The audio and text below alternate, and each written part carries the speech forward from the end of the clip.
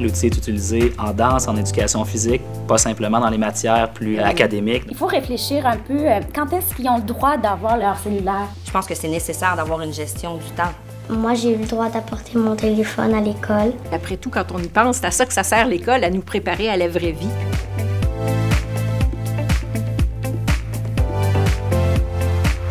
Cette semaine à l'émission, nous abordons le sujet de la technologie à l'école. Pour en parler, nous accueillons sur le plateau des enseignants du secondaire qui ont choisi d'intégrer la technologie à leur pratique. Ils nous parleront de leurs projets en classe, des défis qu'ils rencontrent et des impacts que cette nouvelle réalité peut avoir sur les élèves. Plus tard dans l'émission, nous irons voir comment ça se passe chez nos familles. Bienvenue à tous! Alors, selon vous, est-ce que les technologies ont un réel impact sur la réussite des élèves? Bien, en ce qui me concerne, mes élèves arrivent directement du primaire, puis ils ont un rapport en général très positif avec leur outil technologique. Ce qui fait que quand je leur demande de sortir leur ordinateur, ils sont toujours bien contents. J'entends pas de soupir ou comme quand je leur demande de sortir une feuille mobile, par exemple.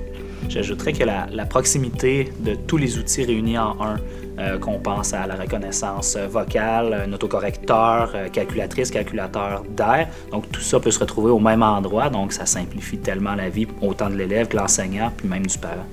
Est-ce que ça aurait un impact positif sur la motivation, mais aussi l'apprentissage chez les élèves? Moi, je dirais oui, et un gros oui, parce qu'il reste que dans la société d'aujourd'hui, les élèves, les parents, tout le monde a un téléphone cellulaire, un téléphone intelligent. Donc, on a la proximité de notre appareil. Puis là, on va avec un ordinateur, avec un iPad. On est à l'aise avec ça.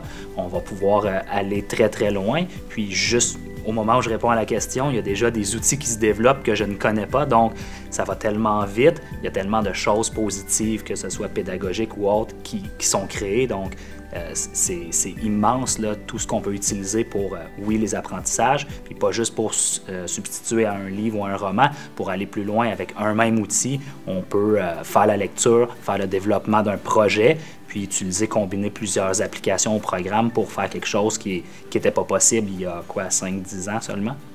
C'est sûr que pour un élève, par exemple, qui a une dyslexie ou une dysorthographie, les outils qui sont disponibles via l'ordinateur, les correcteurs, WordQ, la reconnaissance vocale, etc., ça leur donne un support vraiment important qui fait une grosse différence. La plupart des écoles au niveau du secondaire vont utiliser les iPads maintenant ou les ordinateurs portables qui sont avec écran tactile. Cette génération-là sont assez nés avec une tablette dans les mains ou avec des moyens technologiques. Fait qu'on pense que ça ne sera pas un gros ajustement. Puis à l'école primaire qu'elle fréquentait, il y avait un bon usage quand même avec un laboratoire informatique, des espèces de petits moyens technologiques. Fait qu'on pense que ça va être assez bien utilisé. Je pense que c'est très correct pour eux d'utiliser les technologies en classe parce que ça les incite à répéter à la maison, à se pratiquer, donc à développer des intérêts, à développer des habiletés. Donc, ils vont être très outillés par rapport à ça. Eux autres, ils vont avoir l'avantage d'être très bien adaptés à la réalité d'aujourd'hui en termes d'informatique. Pas juste ça. Moi, je pense effectivement aussi que ça les motive parce que ça fait partie de leur mode de vie. Fait que les technologies sont tellement bien ancrées là, dans leur mode de vie au quotidien que pour eux, si on les ramenait à la méthode, je dirais, traditionnelle, là, je pense que ça aurait un effet de démotivation. Tout à fait. Elle a des journées où elle a plus d'utilisation, on va dire, de la télévision, des moyens technologiques, d'autres journées beaucoup moins. Fait que donc, ça se balance. Dans une semaine, il y a quand même un relativement bon équilibre. Il y a des écoles qui sont plus papier, il y a des écoles plus techno. À l'école, on n'a pas vraiment de devoirs papier, je pense qu'il nous en reste un à chaque semaine. Mais c'est aller sur des netmaths, faire tout ça sur la tablette. C'est comme aussi écologique, parce que le papier, t'en utilises trop, les déforestations, tout ça. Alors oui, on utilise beaucoup la technologie, on fait des textes, plusieurs activités, des quiz pour savoir si on a bien compris la matière. Ouais, nous on n'a pas d'iPad, mais on a quand même beaucoup d'ordi. On a genre 50 pour toute l'école. Fait qu'ils sont toujours utilisés, pour faire des exposés, tout ça, comme elle a dit. Dans toutes les classes, il y a des tableaux interactifs. Puis le midi, puis après l'école, on peut toujours utiliser des ordinateurs pour faire des travaux ou même jouer à des jeux vidéo pendant l'heure du midi.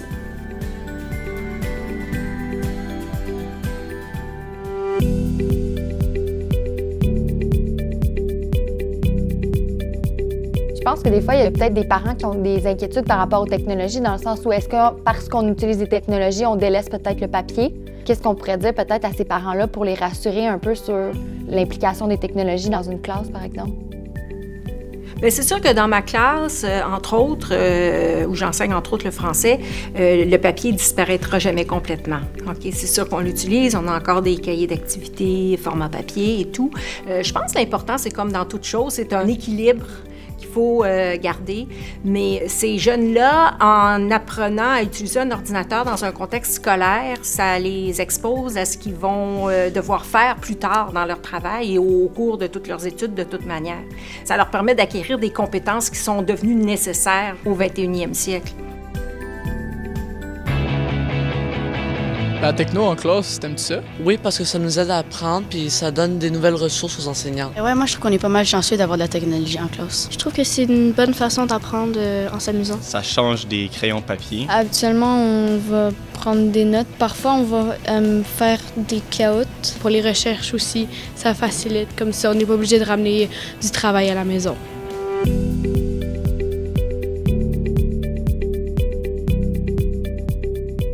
Moi, ce que j'ai trouvé fascinant comparativement à, mettons, la venue d'une tablette ou la venue d'un laptop carrément, là, un ordinateur avec un portail, une façon de travailler, c'est que c'est très difficile pour l'enfant de s'adapter parce que c'est un gros morceau. L'ordinateur, c'est tout un univers en soi.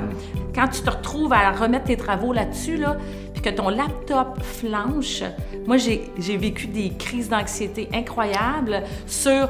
J'ai perdu 10 minutes à mon examen, il a fallu que je redémarre l'ordinateur, mais c'est la réalité d'aujourd'hui quand tu es au travail. Moi, je suis heureuse que ça se passe à un jeune âge. Sauf que quand on les regarde vivre ça, c'est dur pour les parents. Mais une fois que cette barrière-là est traversée, une fois que la maîtrise de l'ordinateur est traversée, et là, c'est les horizons, là, c'est incroyable. Puis je vois la différence avec ceux qui se servent seulement que des tablettes même. On parle de technologie, les deux, mais il y a une énorme plus-value avec l'ordinateur, vraiment. Là, un peu ce qu'on est rendu au 5e année, on fait des fichiers devoirs, comme on fait des recherches. Comme là, l'informatique dernier, on devait choisir des instruments de musique. On devait chercher sur Wikipédia, puis on devait écrire.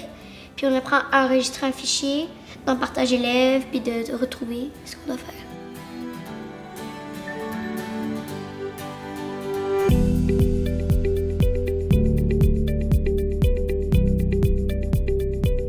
Est-ce que vous pourriez donner en fait aux parents des exemples d'utilisation de technologies qui sont inspirants puis tout ça pour montrer à quel point la technologie ça peut être utile en classe? Plusieurs projets sur lesquels j'ai participé avec des collègues en co-enseignement. On peut penser à faire visiter la Chine impériale, mais de la classe avec une application en réalité virtuelle, par exemple. Donc, au lieu de voir quelques images dans un manuel et de répondre aux questions, on va aller beaucoup plus loin. Donc, on va le voir, on va le vivre, on va se promener, on va bouger.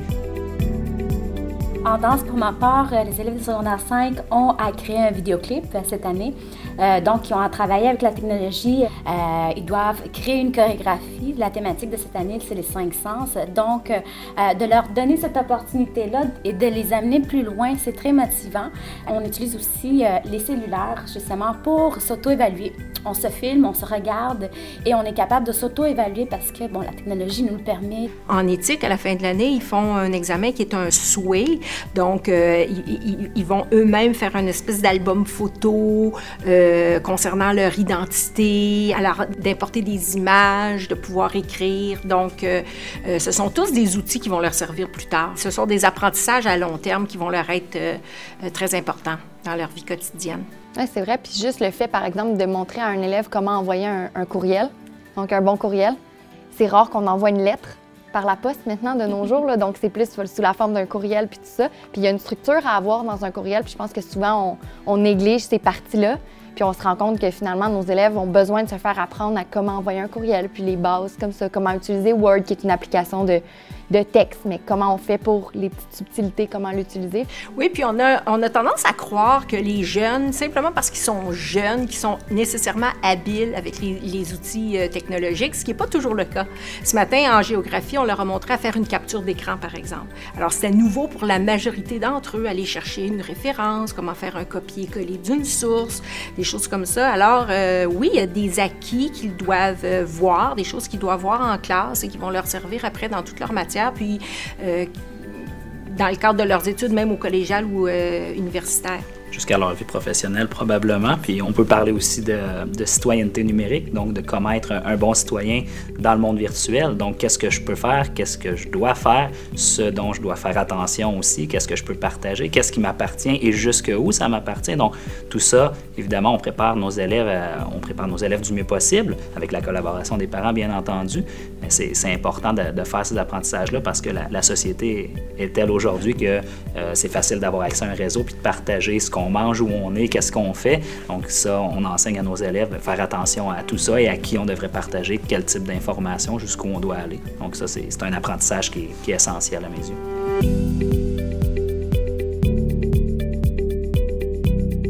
Je pense que la technologie nous aide beaucoup dans les devoirs, dans les recherches qu'on a à faire. Florence est en 4e année, elle a déjà eu des modules de recherche à faire en première, 2e, 3e, puis encore cette année, sur les animaux, des choses comme ça. Donc oui, c'est sûr que le soir, là, ça va arriver qu'on va sur l'ordinateur, on va sur Google, puis on tape le nom de l'animal qu'on doit faire une recherche, puis là, bien, Florence explore avec Wikipédia, avec YouTube aussi, pour voir à quoi ça ressemble cet animal-là. Souvent, c'est des animaux en voie d'extinction, c'est pas des animaux qu'on a ici. Fait que c'est génial, là. Moi, j'ai pas d'iPad, j'ai un ordinateur portable, donc les enfants vont aller dessus pour faire des recherches, oui, mais il faut l'utiliser avec parcimonie parce que sinon, le temps d'écran peut vraiment rapidement dépasser, là.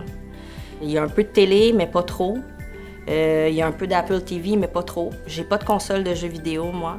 Les enfants sont pas portés à vouloir jouer avec ça. Mais c'est sûr que les téléphones, il faut restreindre parce que sinon, eux, ils n'ont pas cette conscience-là. Ils vont être là-dessus tout le temps. C'est facile là, de leur mettre une tablette ou un téléphone entre les mains puis de les laisser là-dessus, là. C'est sûr que toi, ça te libère, tu peux faire ton souper, tu peux faire tes affaires, mais à un moment donné, je veux dire, faire des Legos, dessiner, lire, c'est tout aussi important pour l'éveil, là.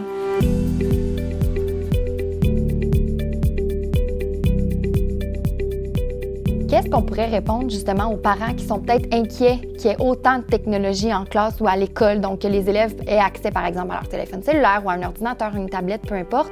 Qu'est-ce qu'on pourrait leur répondre à ces parents-là pour en fait éviter qu'ils soient aussi inquiets? Ils ont d'une certaine façon raison de s'inquiéter parce que c'est un peu nouveau, ça va vite, c'est un peu de l'inconnu pour certains. Par contre, il faut savoir qu'il y a des balises qui sont mises en place dans chacune des écoles. Il y a des barrières, donc on n'a pas accès à tout sur le réseau d'une école, évidemment. Il va y avoir des pare-feux. La première vigilance, évidemment, c'est l'enseignant en classe qui va continuer de circuler. Il y a quelques années, on se passait des petits papiers en classe. Là, ça va être des chats, ça va être des textos, ça va être autre chose, mais il y a des choses qui se verrouillent. Il y a des programmes, des logiciels qui existent pour bloquer que ce soit des logiciels sur un ordinateur, des applications qui disparaissent étrangement de 8h à 16h sur les iPads. Dans ma classe, je peux avoir un œil virtuel qui regarde ce que mon élève utilise comme application. Donc, je peux intervenir à ce moment-là s'il est supposé d'être sur GeoGebra en mathématiques, puis tout à coup, il est sur Facebook étrangement. Qu'est-ce qui se passe? Par exemple, dans ma classe, c'est sûr que quand les élèves utilisent l'ordinateur, soit que je circule ou soit que je les fais pivoter de façon à être assises derrière leur écran et de voir ce qu'ils font. Il y a un système aussi, là, il y a une lumière qui s'allume, une petite lumière verte qui s'allume quand les jeunes sont sur Internet. Alors, on peut, par exemple, leur autoriser un logiciel comme Antidote sans qu'ils soient nécessairement branchés là, sur Internet. Puis, dans le cours d'éthique, par exemple, en secondaire 1, il y a un volet important sur la sécurité sur le web. Donc, les mesures de prudence élémentaires qui sont importantes à être enseignées aux élèves là, de 12-13 ans. Puis, il ne faut pas oublier aussi que tout laisse des traces sur le net aussi. Donc, ce qui est intéressant, c'est qu'avec justement le contrôle de cette technologie-là, bien, on peut aller revoir en fait sur quel site l'élève est allé. On peut aller rechercher aussi toute l'information qui a été dite dans un chat. Donc, tout ce qui est en lien avec la cyber-intimidation aussi. Je pense que ça peut être rassurant de savoir qu'après, on peut aller retrouver qui a dit quoi, puis qu'est-ce qui a été dit, puis dans quel contexte aussi. Fait que oui, il y a la vigilance de l'enseignant, mais aussi on a En plus de ça, en tant qu'enseignant, on a l'appui aussi du soutien technique qui peut aller voir justement, aller rechercher qu'est-ce qui s'est fait durant la période ou même durant la pause ou peu importe. Là. Puis justement, ce dont tu parles, on leur dit aux élèves. On les avise dès le début de l'année que ce qu'ils font à l'ordinateur, c'est jamais privé et qu'on peut retrouver ces traces-là. Donc, de bien faire attention, de bien choisir les sites qu'ils consultent là, pendant leur journée scolaire. Ce que je tiendrais à ajouter, c'est que les parents doivent savoir que les élèves ne sont pas 24 heures sur 24 sur leurs appareils, puis même à l'école, pas toute la journée. On va les utiliser par moment, on va les utiliser pour une période, pour un projet, mais il y a de l'enseignement traditionnel qui peut se faire à travers ça, il y a de la classe inversée, il y a plein de choses qui est possible de faire. Puis c'est pas vrai que mon élève va avoir 8 heures de devoir à faire sur son iPad ou sur son ordinateur. Donc, ça veut dire qu'il fait probablement autre chose à travers ses devoirs. Donc ça aussi, il faut être vigilant là, jusqu'à la maison. Donc là, ça, c'est une autre responsabilité, mais le contact humain est important. Puis je pense que chaque école doit avoir des moments où le réseau est fermé ou des moments où les appareils sont interdits pour pouvoir socialiser, faire autre chose, là, aussi connaître les gens autour de nous, pas juste virtuellement.